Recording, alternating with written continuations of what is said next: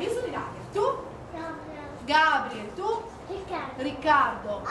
Anna. Come Santa Lucia è la terza giornata di Mantova Playground e niente, ci sono un sacco di eventi che in realtà oggi sono solo una parte perché sono già iniziati il 28 di novembre all'interno delle scuole di Mantova, dalle scuole dell'infanzia alle scuole elementari, primarie. In questi 5 giorni ci sono stati 5 illustratori e un fotografo che si sono alternati insieme ai bambini e ai ragazzi delle scuole, hanno ragionato, si sono emozionati intorno alla figura di Santa Lucia. Santa Lucia è diventato il pretesto per parlare di emozioni, dalla gioia alla felicità, alla delusione, alla rabbia e l'illustrazione e la fotografia sono diventati gli strumenti per dare forma a queste emozioni. Il workshop è basato sull'impressione che i bambini hanno di Santa Lucia e quindi sulle memorie, sull'anticipazione che c'è legata al mito di Santa Lucia.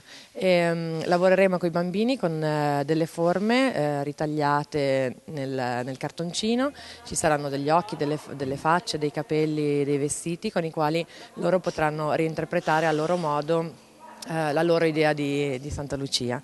Il tutto nasce da una suggestione che ho avuto io stessa da bambina quando mi sono svegliata e ho visto Santa Lucia in un modo completamente diverso da quello che avevo immaginato e quindi cercheremo con loro di lavorare su questa attività.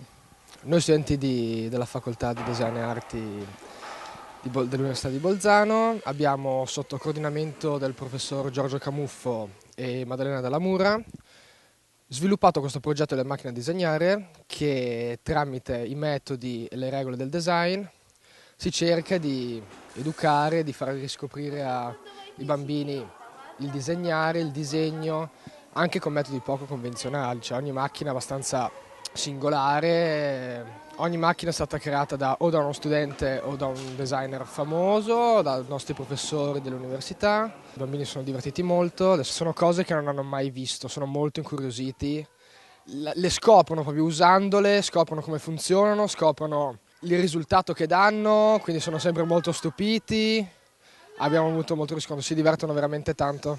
Starci dietro è difficile, però dà un sacco di soddisfazioni.